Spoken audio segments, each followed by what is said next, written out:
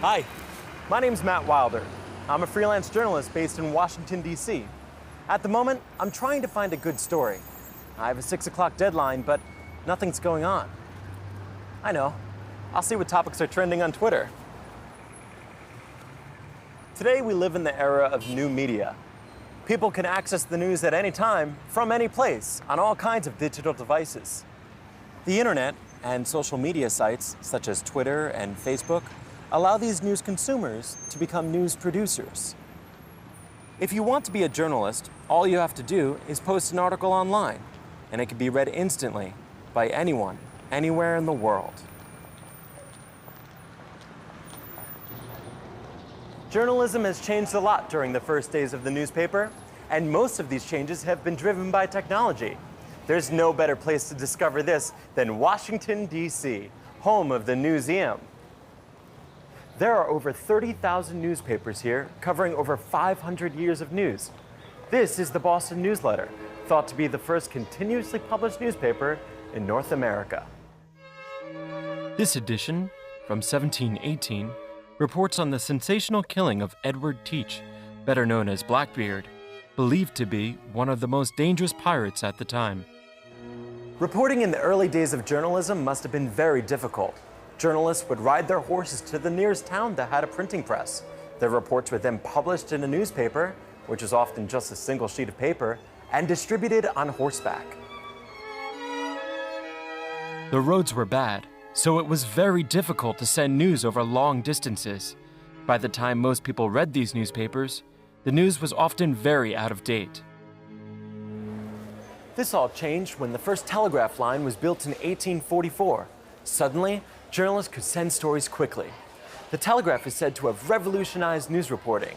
This new style of journalism came just in time for the American Civil War.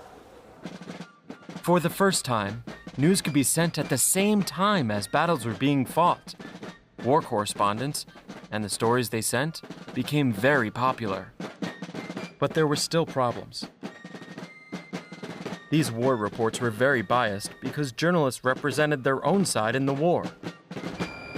There was no objectivity, and reports were usually censored by the army or the government, so stories were often inaccurate, and sometimes completely wrong. It wasn't until the invention of radio and television that news could be broadcast live. This completely transformed news and created the age of the mass media, where news could be communicated to a huge audience. Throughout the 20th century, demand for news stories increased, and news technology continued to advance. By the end of the century, there were hundreds of cable TV channels, lots of 24-hour news channels, and the internet had been invented. Suddenly, we were in the information age. This is the HP New Media Gallery. It shows the news as it is today.